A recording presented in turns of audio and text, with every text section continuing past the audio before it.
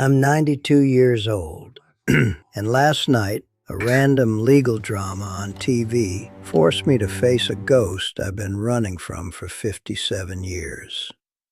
Most people think the worst thing my wife Eleanor ever did was have a decade-long affair with her boss, or the 5 seconds I spent standing in an unlocked office watching my life shatter while our sick son waited in the car.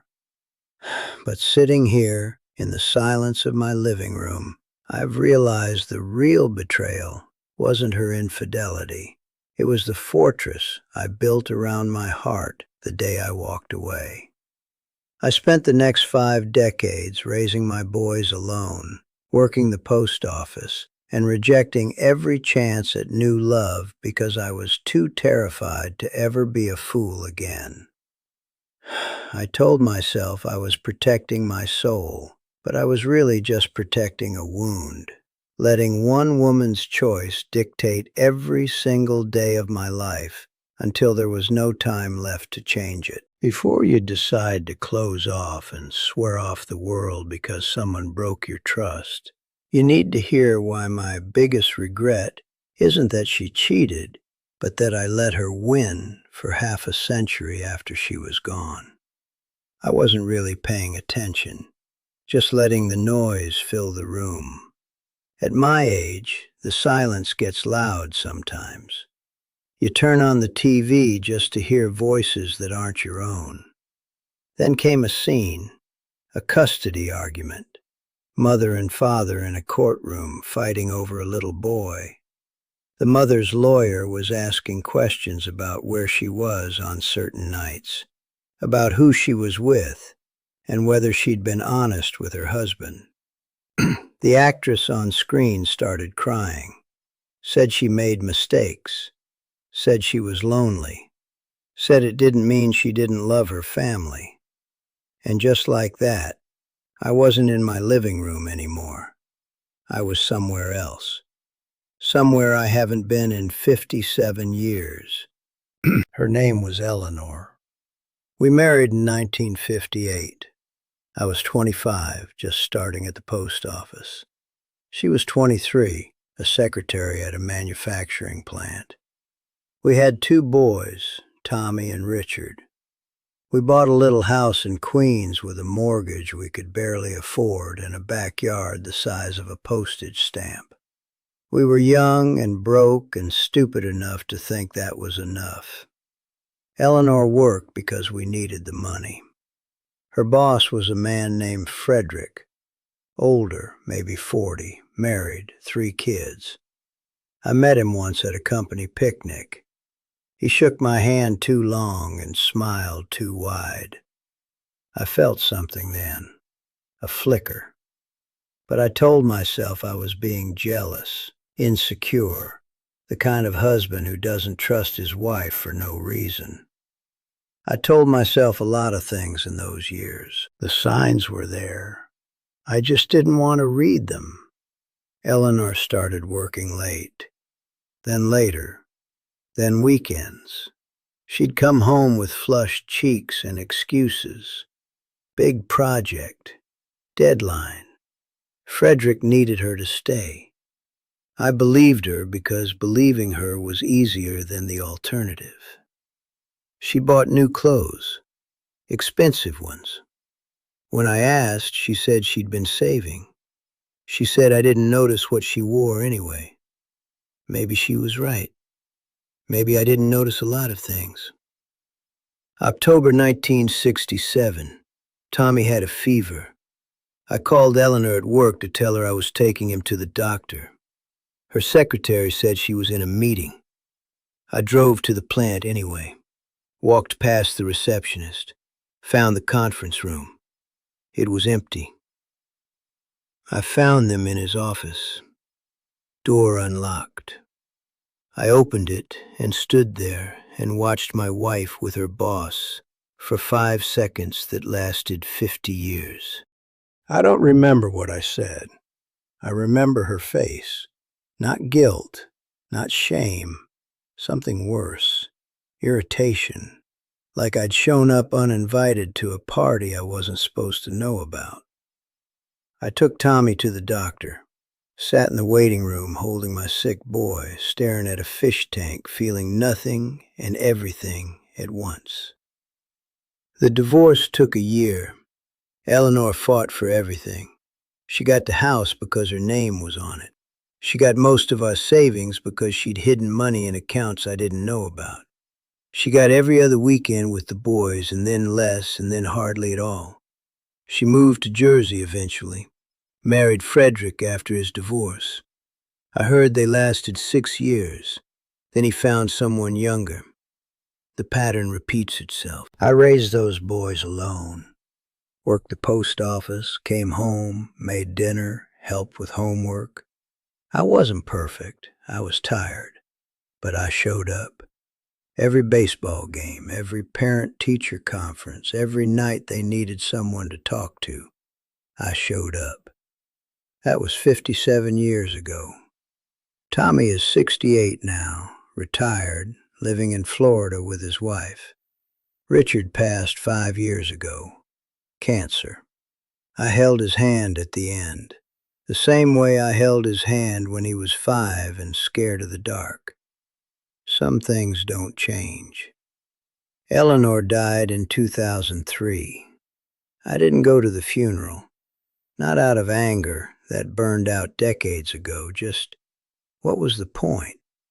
That woman wasn't mine anymore. Hadn't been mine for 36 years. But here's the thing about getting old. You start to see things differently. The sharp edges soften. The black and white turns to gray. And you realize that the story you've been telling yourself for 50 years isn't the whole story. I spent decades thinking Eleanor was a monster, the villain, the one who broke everything. And she did those things. She did them. But she was also the woman who held my hand when our firstborn came into the world, who made pancakes on Sunday mornings, who laughed at my stupid jokes and let me believe I was funny. People aren't one thing. They're 1,000 things. And betrayal doesn't erase the good any more than the good excuses the betrayal. They just coexist. Like two photographs pressed together, and you can't separate them without tearing both. On the television, the custody scene ended. The mother lost. The father got the boy. The actress cried some more. Then a commercial for laundry detergent came on, and just like that, I was back in my living room. My living room, my chair, my 92-year-old hands resting on my knees. I looked down at those hands, the same hands that held Tommy in that doctor's waiting room, the same hands that signed divorce papers, the same hands that never once reached out to hit anyone, even when I wanted to. Here's what I know now that I didn't know at 35. When you get cheated on, the first thing you feel is rage, then grief, then a kind of hollow numbness that lasts for years. You replay everything, looking for the moment you should have seen it. You blame yourself. You blame them. You spin in circles until you're dizzy. But the rage fades, the grief settles, and what's left is something quieter, a kind of sad acceptance that people are complicated, and love is risky, and there are no guarantees. I used to think the affair was the worst thing that happened to me. It wasn't. The worst thing was what I did to myself afterward. I closed off, built walls, told myself I'd never trust anyone again. I went through the motions of living without actually living. I raised my boys, worked my job, paid my bills, but I didn't let anyone in. Not really. I had chances. A woman named Margaret, a widow I met at church. Kind, patient. She liked me. I liked her. But I couldn't do it. Couldn't risk it. I told myself I was protecting myself. I was really just protecting my wound, keeping it clean, keeping it safe, keeping it from healing. That's the part I regret. Not trusting Eleanor, that was justified. But letting her betrayal close me off from everyone who came after. Letting one person's choices dictate the rest of my life. If I could go back and talk to that 35-year-old version of myself, sitting in that doctor's office with his sick boy, watching that fish tank, here's what I'd say. Feel the rage. Feel the grief. Let it tear through you. But when it passes, don't build a fortress. Build a house with windows. Let light in. Let people in. Not because they've earned it, because you deserve to live in a house with light. The affair wasn't your fault. But the years you spend hiding afterward, those are on you, and you don't get them back. I tell this to my grandson sometimes. He's 28. His girlfriend cheated on him last year. He's doing what I did, building walls, swearing off love. I look at him and see myself 60 years ago, and it breaks my heart. I say, son, you're going to spend the next 50 years carrying this woman like a stone in your pocket if you're not careful. Every new person you meet, you'll measure against her. Every good thing you'll question, and she won't even know. She'll be living her life, married to someone else, not thinking about you at all. Meanwhile, you'll be the one still bleeding from a wound she stopped feeling the moment she walked away. He listens, nods, then goes back to building his walls. Maybe that's just something we have to learn ourselves. Maybe the lesson doesn't stick until you've lived it. The commercial ended. Another show started. Something about a detective. I reached for the remote and turned it off. The room went quiet. Just the hum of the refrigerator from the kitchen.